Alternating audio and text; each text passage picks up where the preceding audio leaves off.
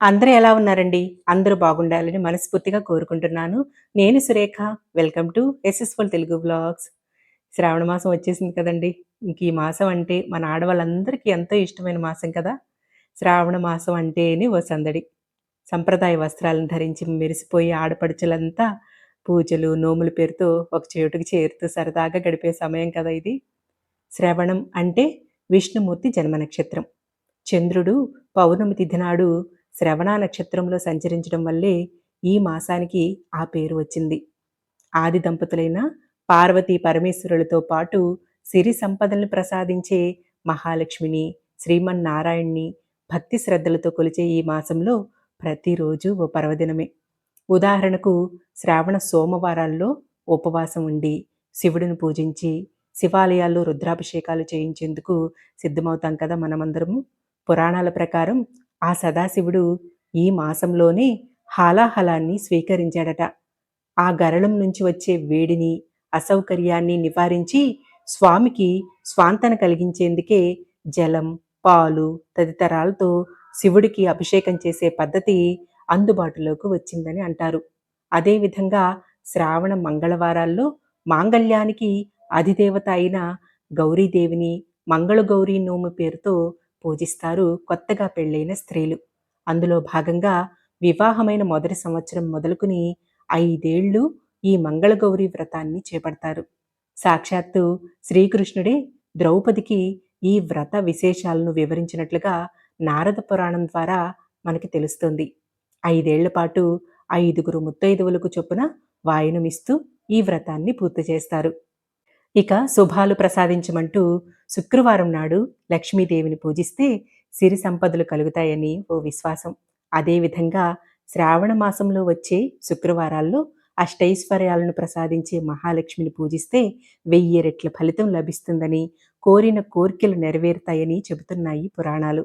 ముఖ్యంగా ఈ మాసంలో వచ్చే 4 లేదా 5 శుక్రవారాల్లో మహాలక్ష్మితో పాటు అష్టలక్ష్మి స్వరూపిణి అయిన వరలక్ష్మీదేవిని ఆరాధించే సంప్రదాయం ఉంది. పౌర్ణమికి ముందు వచ్చే శుక్రవారం నాడు వరలక్ష్మి వ్రతం ఆచరిస్తే కోరిన కోరికలు నెరవేరుతాయి.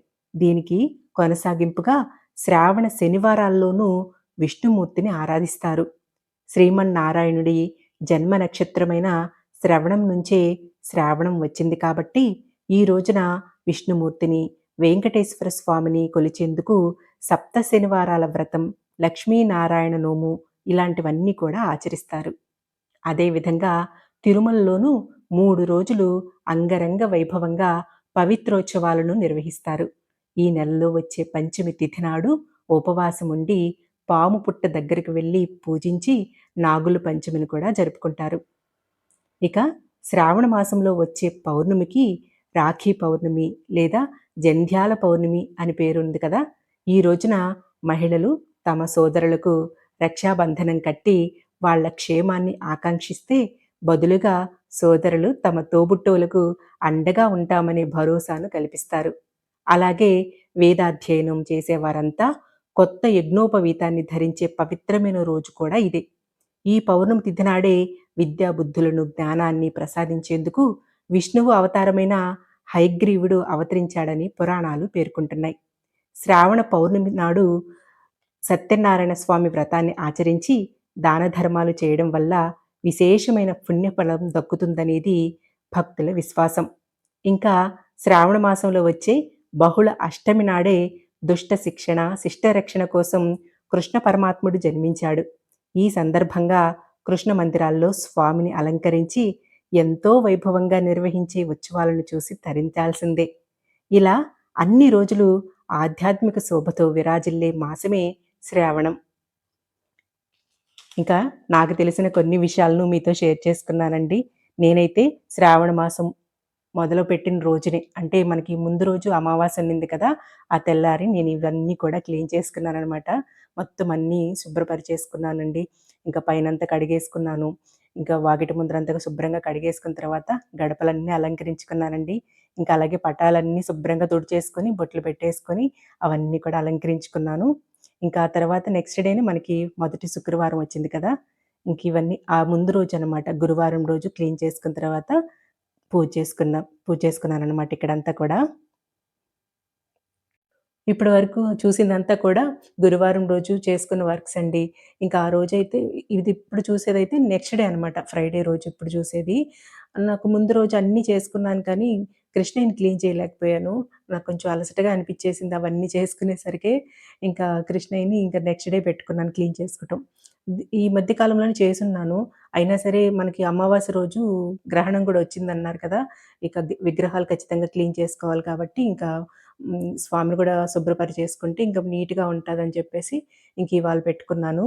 ఇంకా బయట పెట్టేసుకొని నీట్‌గా క్లీన్ చేసేసుకున్నానండి. చివర్లో నేను మంచినీళ్ళు జలం పట్టుకొనెళ్ళి మళ్ళీ చివర్లో ఇట్లా అభిషేకంలాగా అక్కడ చేసుకుంటాను కదా! ఇంకైతే లాస్ట్ టైము ఒక సిస్టర్ కామెంట్ పెట్టారు. ఆ మంచినీటి జలంలో కొంచెం జవ్వాదు, గంధము ఇవన్నీ కూడా వేసి అభిషేకం చేసుకోండి మంచిది అని చెప్పేసి. ఇంకా అది గుర్తొచ్చిందండి. ఇంక అందుకే ఆ జలంలో మంచిగా జవ్వాదు పొడి, గంధము, ఇంకా పన్నీర్ ఇవన్నీ కూడా వేసి స్వామికి అలా పోసుకుంటా అభిషేకం చేసుకుంటుంటే ఎంత మంచి సువాసనొస్తూ భలే బావుండిందండి. స్వామికి ఇట్లా ఆహ్, మంచిగా క్లాత్‌తో ఇట్లా తుడుస్తున్నప్పుడు ఆ మంచి అసలు మంచి సువాసనొస్తుందనమాట. అన్నీ అందరికి అన్నీ తెలిసుండాలనేమి లేదు కదండీ! నేనేదైనా తెలిసో తెలియక ఏదన్నా పొరపాట్లుగా ఏదైనా చేస్తున్నా చెప్పండి తప్పకుండా నేను సరిచేసుకుంటాను. థాంక్ యూ సిస్టర్ మీరలా చెప్పినందుకు ఈరోజు కృష్ణయ్యకి అలా చేసుకున్నాను. ఇంకా కృష్ణయ్యకి అండి ఇట్లా అన్నీ చేసుకుంటూ, ఇట్లా ఇవన్నీ తుడుచుకొని, బొట్లు పెట్టుకొని అలంకరిస్తుంటే ఏంటో బాలుడికి మనం అన్నీ చేసుకున్న ఫీలింగండి. ఆహ్, ఆ ఫీలు మనం అది ఫీల్ తెలిసే వాళ్ళకి అర్థమవుతది. ఎంత ఇష్టంగా అనిపిస్తుందో నాకైతే. చాలా ఇష్టంగా అనిపిస్తుందండి. ఇంకా బయట పెట్టుకొని అవన్నీ చేసుకొని ఇంక లోపలికి తీసుకొచ్చేసాను. కాసేపు కింద స్టూల్ పైన అలా క్లాత్ వేసి పెడితే ఏదైనా తడుంటే పీల్ చేసుకుంటదని జెప్పి ఇంక అలా క్లాత్ వేసి పెట్టాననమాట కింద. అంటే అది వుడ్ కదా! అందుకోసం. ఇంకా మంచిగా అలంకరించేసుకోవాలి స్వామిని. ఇంకా మీరందరూ కూడా మీ వర్క్స్ అన్నీ కూడా చేసుకున్నారండి? ఇంకా మొదటి శుక్రవారం పూజ అందరూ మంచిగా జరుపుకున్నారా? ఇంకా నేనైతే వరలక్ష్మి వ్రతం రెండో వారం చేసుకుందాం అనుకుంటున్నాను. ఇంకా కొంతమంది మూడో వారం గూడా పౌర్ణమి తిథి ఉంటుంది. ఆ రోజు గూడా చేసుకోవచ్చు అని అంటున్నారు కదా! ఇంకా అప్పటికి ఎలా ఉంటదో అని జెప్పేసి నేనైతే ఆహ్, వరలక్ష్మి వ్రతం రెండో వారమే చేసుకుందాం అనుకుంటున్నానండి. ఇంకా కలశం అది కూడా పెట్టుకుంటాను నేను. ఇంకా ఆ రెండో వారం చేసుకోవాలి పూజంతా కూడా. మామూలుగా అయితే పాప ఇంట్లో ఉంటే నాకు చాలా పనుల్లో సహాయం జేసేది వరలక్ష్మి వ్రతానికి. ఈసారి తను ఉండదు. నేనొక్కదాన్నే హ్యాండిల్ చేసుకోవాలి మొత్తం అన్నీ కూడా. ఇంకా కృష్ణయ్యకి ఇలా విడివిడిగా ఈ యెల్లో కలర్ చామంతి పూలు పెడుతున్నాను. అన్నీ ఒకే రకం ఇలా పెడితే చూసుకోవడానికి బావుంటదండి. ఇంకెంత ముద్దుగా అనిపిస్తాడో స్వామి.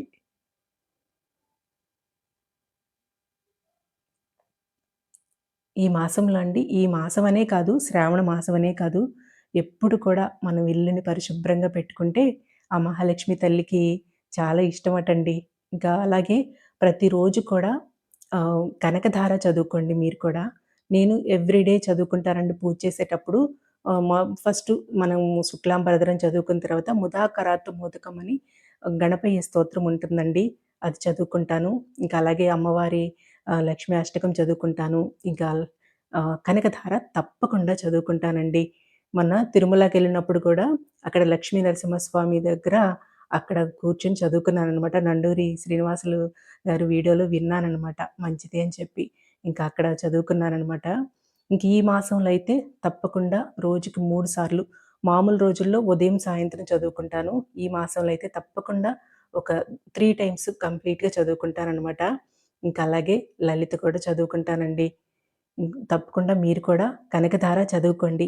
ఒకవేళ రాని వాళ్ళు ఇప్పటి వరకు చదవని వాళ్ళు ఉంటే మంచిగా వినండి. మనకి టీవీలో, మొబైల్‌లో అన్నీ ఉంటాయి గదా! ఎంఎస్ సుబ్బలక్ష్మి అమ్మవారు, అమ్మగారు వీళ్ళందరూ ప్లే చేసినవి ఉంటాయన్నమాట వీడియోస్. అవన్నీ ప్లే చేసుకొని చక్కగా వినండి. వింటూ ఉంటే మనకొచ్చేస్తాయన్నమాట. నేనైతే అలా చదివి, చదివి ఇప్పుడు నాకు కంఠస్థ వచ్చనమాట. బుక్ కూడా చూడకుండా చదవగలను. చాలా మంచిదండి. అమ్మవారికి ఆ స్తోత్రం చదువుకోండి మీరు కూడా. ఇంకా అలాగే కుంకుమతో కూడా అర్చన చేసుకుంటూ ఉంటాననమాట. ఈ నెల రోజులు కూడా అమ్మవారి పూజలో నిమగ్నం అయిపోతాం గదా! మనందరం కూడా.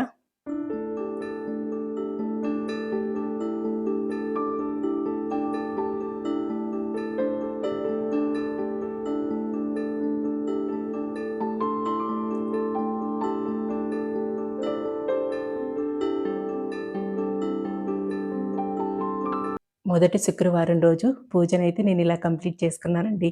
మీ అందరిపై కూడా అమ్మవారి ఆశీస్సులు, స్వామి ఆశీస్సులు అన్నీ ఉండాలని మనస్ఫూర్తిగా కోరుకుంటున్నానండి. అదండి ఇవాల్టి వీడియో. వీడియో అంతా ఎలా ఉంది అనేది తప్పకుండా కామెంట్ చేయండి. నచ్చుంటే ఒక లైక్ చేసి మన ఛానెల్‌ని సబ్స్క్రైబ్ చేసుకోండి. ఉంటానండి. Thank you.